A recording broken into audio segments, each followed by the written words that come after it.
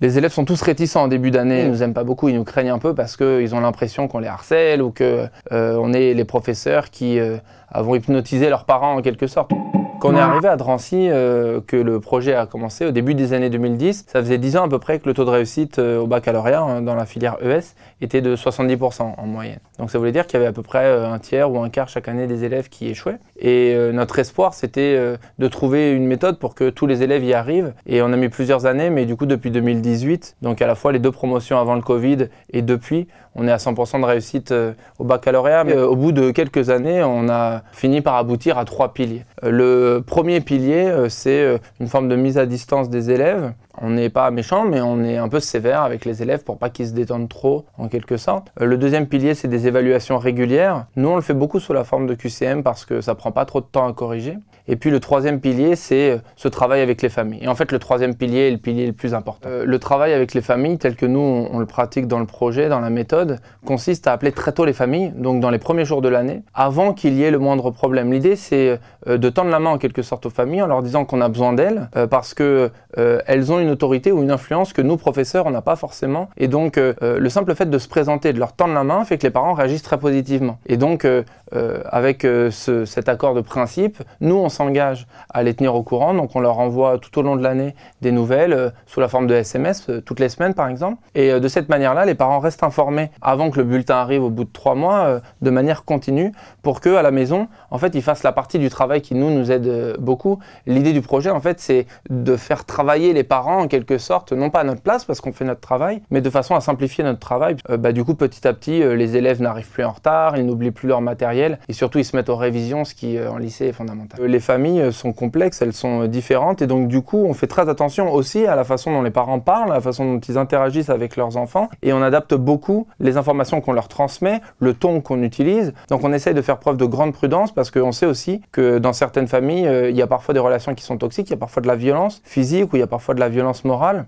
Donc on fait très attention à ça parce que, en effet, l'idée n'est pas de donner toutes les informations en tout temps aux familles, on adapte beaucoup les choses. Le projet ou la méthode ne consiste pas à travailler plus. Nous, les professeurs, on a déjà affaire à des salaires qui sont insuffisants, à des conditions de travail qui se détériorent. Il y a les discours médiatiques, politiques, et puis les discours de la société. Ils sont déjà méprisants. Donc l'idée n'est pas de travailler plus et de s'épuiser de façon héroïque, en quelque sorte, de se sacrifier. Pas du tout. En fait, l'idée du projet et l'idée de la méthode, c'est de travailler autrement. La vérité, c'est qu'en début d'année, ça rajoute du travail. Il y a une charge de travail supplémentaire liée au fait d'aller chercher les familles, c'est-à-dire qu'il faut les appeler individuellement, alors qu'a priori, c'est quelque chose qu'on ne fait pas. Donc ça prend 3 heures, 4 heures. Et puis surtout, ça prend un peu de temps, puisqu'il faut envoyer des SMS, en particulier en début d'année, pour être à la hauteur de la promesse, en quelque sorte, tout de l'espoir qu'on a suscité chez les familles. Du coup, il y a beaucoup de vigilance durant les premières semaines. Les élèves sont tous réticents en début d'année.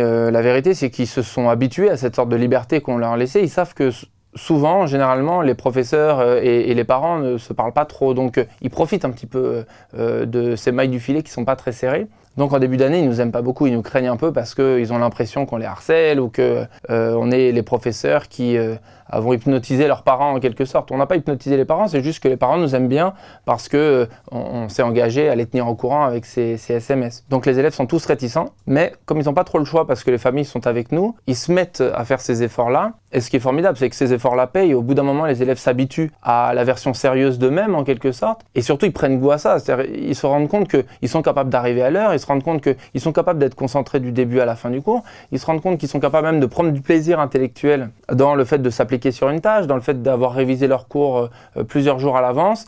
Ils trouvent une espèce de satisfaction dans le travail bien fait, qui est en fait ce que nous, tous les professeurs, on essaye de faire naître chez les élèves. Et donc, alors qu'en début d'année, ils nous aiment pas beaucoup, assez rapidement, ça tourne et au bout de quelques semaines, ils disent qu'on est un peu chiant ou on est un peu pénible, mais c'est pour leur bien, donc ça va. On n'a jamais eu la prétention de chercher à sauver les élèves. En fait, c'est juste que assez rapidement, dès le début de notre carrière, on a été étouffé ou menacé par un sentiment de résignation. C'est un métier de débrouille, professeur. On est obligé d'improviser.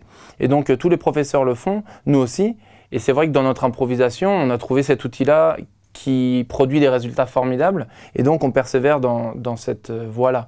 Mais le fait qu'on utilise cette méthode et que ça fonctionne n'empêche pas toutes les critiques qui sont non seulement possibles mais nécessaires vis-à-vis des politiques publiques au sujet de l'éducation et vis-à-vis, comme je le disais, des discours médiatiques et politiques en particulier, y compris du gouvernement actuel vis-à-vis des enseignants. En quelque sorte, là, l'année scolaire débute et on n'est pas inquiet parce qu'on sait que quels que soient les élèves qui vont nous être confiés, avec le soutien des parents, on ne va pas subir. On va y arriver d'une manière ou d'une autre. Et ça, du coup, c'est très valorisant. Parce que depuis l'année dernière, il y a plusieurs dizaines de professeurs un peu partout sur le territoire qui reprennent la méthode, chacun à sa façon, en se l'appropriant, en reprenant une partie des outils qu'on a créé à Drancy. Il y a beaucoup de manières différentes de faire réussir les élèves. Donc c'est une méthode qui a des super résultats. Et du coup, nous, on appelle tous les professeurs qui sont intéressés, qui ont envie d'essayer la coéducation, ce travail avec les familles.